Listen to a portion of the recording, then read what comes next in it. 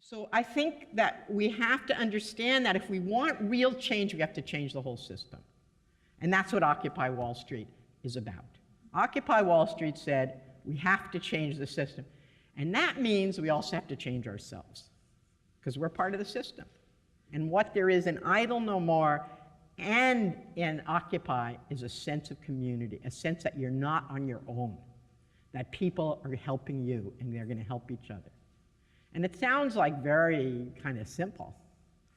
But for people who grew up in this society, a lot of them never experienced it. They never experienced feeling part of something. So the most important thing now, I think, in diversity is to stand up.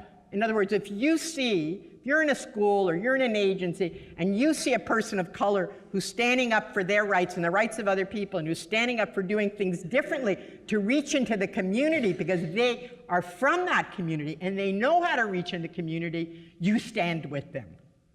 You support them. You call out the people who are stopping them from leading. That's the key now, I think. And that was why Occupy was amazing, because they set up camps in the city, and then they shared their space with the people who actually live on the streets in those communities. As a teacher, you have power to change things. You do.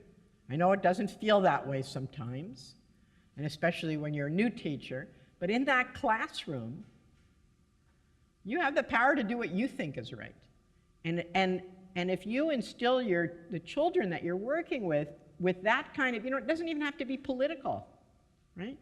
Just that caring for each other, that empathy with each other, that love for each other, it'll change the world. That will change the world. Bringing up kids like that changes the world, as well as teaching children to think for themselves, to think critically, not to believe everything they read. That'll change the world. And so in education, in universities, in working for change, it's important to support those who have the least support in society, not through charity, but through understanding it's only through their participation that we're going to change the world. Alice Walker said, activism is the rent I pay for living on the planet, and I agree with that. I think that if you live on this planet in this time in history, you need to do something about it. It's not good enough just to live your life. It's not good enough. There's too much injustice. There's too much destruction. There's too much hate.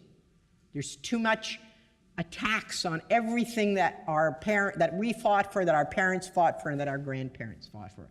You have to stand up. You don't have to stand up every day. You don't have to be like me and be an activist every day, but you have to stand up. I think, and it's not just a moral question. It feels good to do it. It really feels good to do it. You'll be happier if you get active, or even if you stand up at work. It feels good too. The only force that can overcome greed and fear, which is what our culture is based on, is love. And we all know that. We all know what you'll do to help someone you love if they're sick, or if they're in trouble, or if they're broke. And if you can feel that love for others, for people you don't know well, feel that love or compassion or empathy, whatever word we want to use, it's transformative. It really is transformative. And I really do believe, I don't believe we can only do it.